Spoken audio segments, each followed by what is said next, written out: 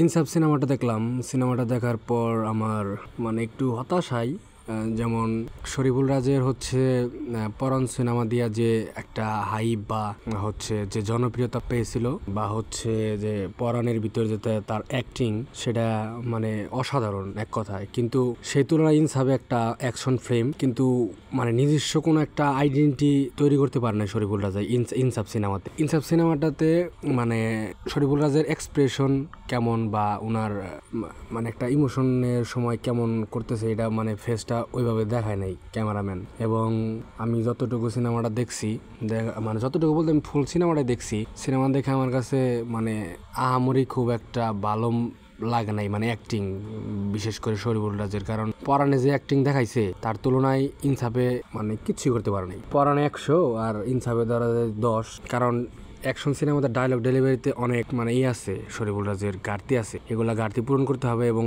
Action যে করছে এটা স্কিল ভালোই লাগছে, বাট ইমোশনাল এক্সপ্রেশনটা ভালো লাগে নাই ইনসাফের ভিতরে। এবং ডায়লগ ডেলিভারিতে স্ট্রং না, এগুলো আরও ঠিক করতে হবে। আদারওয়াইজ সিনেমাটা ভালো আছে, কিন্তু শরীফুল রাজ 100-তে 100 হতে পারে না ইনসাফের ভিতরে। পরাণে যেটা দেখাইছে মানে তার চাইতে ইনসাফে অনেক ঘাটতি, সেটা তার পূরণ করতে হবে অবশ্যই। আর আপনাদের কাছে ইনসাফ সিনেমাটা কেমন লাগছে সবাই কমেন্ট করে জানিয়ে দিবেন।